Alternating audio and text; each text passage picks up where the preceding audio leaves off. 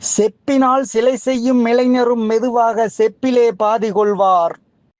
செம்பொனால் நகை செய்யும் கொல்லரும் மறைவாக சேதாரம் பாதி கொள்வார்.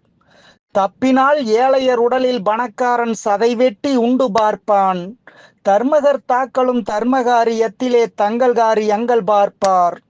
வைப்புயர் நிலத்திலே வளரவே தெரியாத மரத்தையும் படைத்த மயிலே, மலர் கொண்ட கூந்தலை தென்றல் தாளாட்டிடும் மதுரை மீனாட்சி உமையே. தான் பெற்ற செல்வனை ஏன் பெற்றோம் என்றுதான் தாயென்றும் ஆண்டு போனாள்.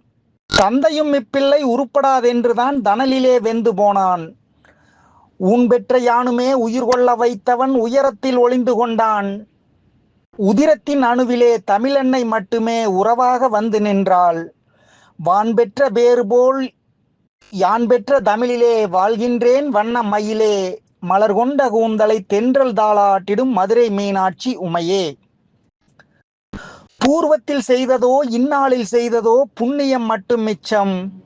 பொருளாகத் தந்ததோ அருளாக வந்ததோ புகழாரம் உண்டு கொஞ்சம்.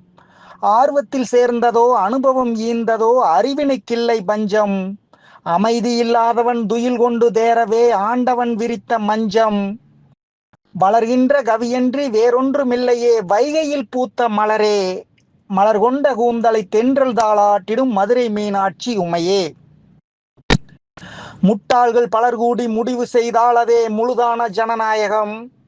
முதலாளி மடியிலே முட்டாள்கள் ஆடினால் முழுதான பணநாயகம். பட்டாள மதனையே பறித்து கொண்டோடினால் வளமான ஆதிபத்தியம். பாரிலே இம்மூன்றும் சக்கரம் போல் வர பார்க்கின்ற கண்களுக்கு வட்டாடத் தோன்றுமே இயலாது நேர் செலும் வழி தோன்ற மார்க்கமில்லையே. மலர் கொண்ட கூந்தலை தென்றல் தாளாட்டிடும் மதுரை மீனாட்சி உமையே.